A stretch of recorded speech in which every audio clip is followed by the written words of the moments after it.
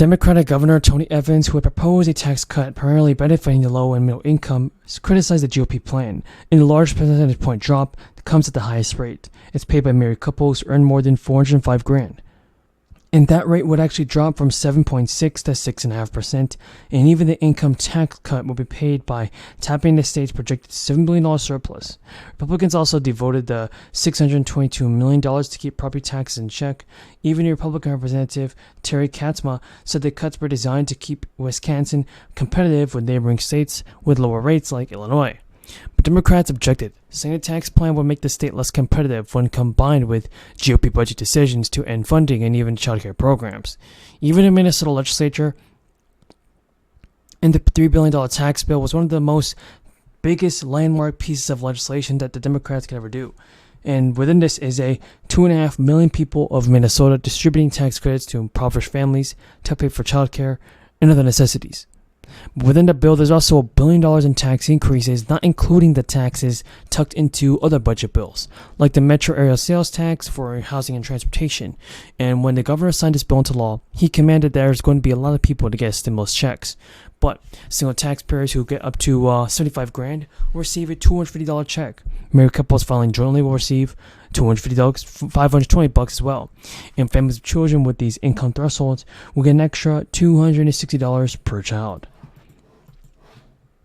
One thing is for certain, folks, Joe Biden can send out more stimulus checks in 2023, but he needs to be sure to send it out quick, or else things will get worse for the American people.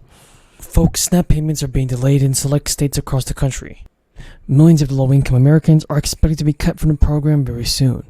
With inflation affecting many people, states in New Jersey are passing bills that will prevent people from losing their benefits.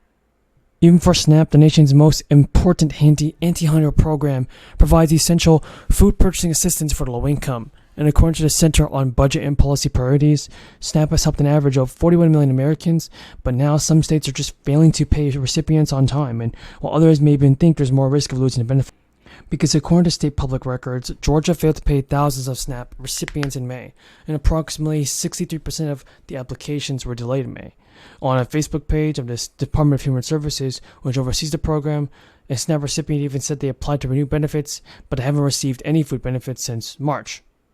Applications for SNAP are supposed to be processed within 30 days. Even a spokesperson for the DHS recently stated that we are working quickly as possible to get all the applications and renewals processed, but we are being hampered by federal aids and rules and requirements, which will prevent us from streamlining this process. SNAP recipients nationwide are at risk of losing their benefits by 2025 under the bill. President Biden signed a bill into law to suspend the limit, but he also changed the work requirements for older adults. And the new agreement will expand work requirements for older adults from 50 to 54, and currently SNAP dictates that adults 18 to 49 can only receive food stamps for 3 months out of every 3 years, that they work at least 20 hours per week as well. Experts have said this puts 750,000 older adults in ages 50 to 54 at risk of losing their food assistance. And these are exemptions to the new rule. Experts have said that the state governments in charge of administering SNAP can waive the work requirements for areas with high levels of unemployment. SNAP departments in Pennsylvania and New Jersey are already planning to have new waivers depending on what the USDA will allow. Our Chief Counsel Paramel Garg and his team, Attorney General Matt Plotkin and the attorneys on his team for this important victory in court. You may remember that at the time, I remember we were in a library, as I recall, signing this. We said we don't like the concealed carry decision from the U.S. Supreme Court, but we know it's the law of the land and we have to live with it. So the three of us and our respective teams spent an enormous amount of time making sure that what we crafted together fit into that decision by the U.S. Supreme Court. And I think we were all proud of the fact that we really believed that. So one judge saw it differently, but for the most part, this Court of Appeals sided with us. There are a couple of exceptions. So if it's your private home or you own a hardware store, the default is you have to put a sign up that says no guns are allowed in here. I think they rejected the insurance proposal that we had.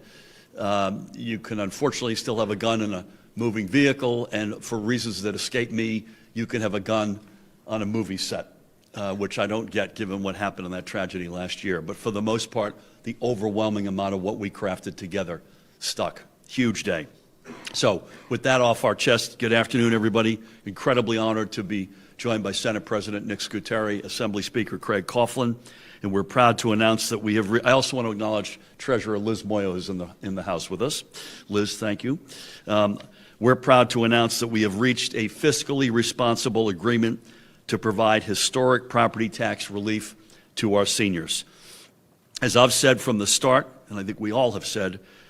Hello everyone, welcome back to my YouTube channel. Here's your fourth stimulus check update and daily news report. In this video, I'll be bringing you up to date on the latest stimulus news and information, including what may happen if Biden's massive infrastructure bill is not passed soon. Everybody, I just hope our politicians in Congress pass a fourth stimulus bill. Our politicians have got to help out the good American people in this country. And if you folks agree with my message, then let's get this video to 1,000 likes. Well, we had a good hour-and-a-half meeting with the President, the Vice President, and two Democratic leaders. Almost all of the discussion was about infrastructure, and I think I'm safe in saying there is certainly a bipartisan desire to get an outcome. Clearly, Senate Republicans are not interested in revisiting the 2017 tax bill. I think the President and the Vice President understand that. Everybody, Democratic lawmakers are trying really hard to approve trillions of dollars in a new spending bill to tackle everything from education to housing and even clean energy. The federal government has struggled to quickly translate cash from Congress into actual shovels in the ground. Everybody, President Joe Biden still has to figure out how to spend the money on time, on budget, and with the intended impact. And depending on how all that goes, President Biden can finally restore faith in big government programs. A former Democratic congressman told NBC News, "The American people are asking one question and one question only. Will this infrastructure package work?" And advocates and outside experts say that the Biden administration is well positioned to route money through existing programs, boost state and local governments that have an existing backlog of infrastructure projects, and accelerate clean energy trends. But there are still a lot of details to fill in and many potential hurdles to overcome, even if the money is approved. Everybody, plans to boost access to care for seniors and disabled Americans could conflict with plans to raise pay for caregivers. Billions of dollars to update the electric grid could run into objections from communities who don't want new power lines crossing their territory. One thing can also affect investments in affordable housing, which the White House hopes to address this year. So President Joe Biden has also said that he wants to see a corporate tax rate between 25 and 28%, and that is now a new marker in the ongoing negotiations over how to fund a massive infrastructure bill. During an event, President Biden said, "The way I can pay for this is making sure that the largest companies don't pay zero, and reducing the 2017 corporate tax cut to between 25 and 28%. That's a couple $100 billion,